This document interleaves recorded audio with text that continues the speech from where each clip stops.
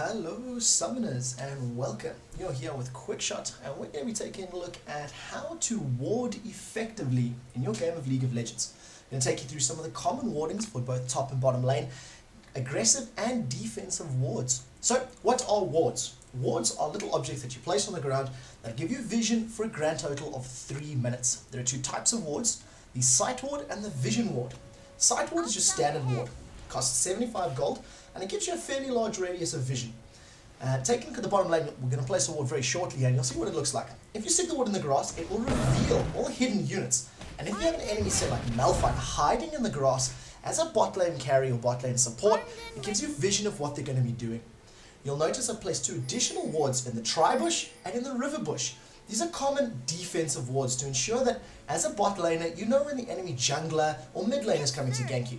You can also place a ward in front of the dragon for gankers like Rammus who can roll past your Powerball and give you additional heads up for when they're going to be coming to your lane. Don't forget, the dragon ward also helps with dragon control once it spawns. If you're a top laner, you're less likely to need the grass wards up at the top as it is only 1v1 and you're going to tend to know if the enemy jungler is coming by. So the three wards that you just see me place now are the most important. The River Bush, in the river, and in the Tri-Bush. Those three will give you a large heads up and enough time to either fall back or call for assistance if an enemy is coming up to gank. Once again, if you have enemies like Rammus or it's later in the game, warding the Baron Pit is extremely important. So let's have a look at some defensive wards. Let's say we push back, we've lost towers and the enemy's invading our jungle and putting some pressure on us. Putting some wards around the red buff, around the river ramp entrance and moving up towards our blue buff will give you some very good vision for when the enemy is going to be moving into your jungle. When you're facing off against champions like Shyvana or Lee Sin or Udyr, who are famous for aggressive jungling and for stealing your jungle, these wards are fantastic to give your team the heads up and the knowledge on when to defend it. If we look at the same ward placements but on the enemy jungle, these are now aggressive wards.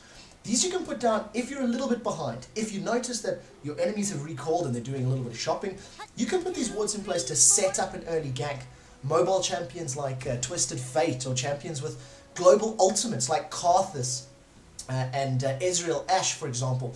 These are fantastic wards to give you vision and help you steal buffs or help you pick up kills. Once you've seen the additional three wards I've just placed now, that's for Baron control. Make sure you have as much vision around Baron as possible.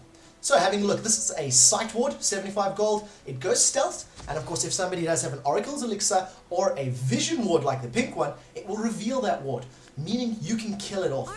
Certain characters like Teemo have mushrooms, Nidalee with their traps, and Caitlyn with her Yordle trap as well, will give you additional vision and control in the lane. So be sure to control vision as best as you can, and remember guys, wards win games. I've been Quickshot, and I'm looking forward to seeing you again soon.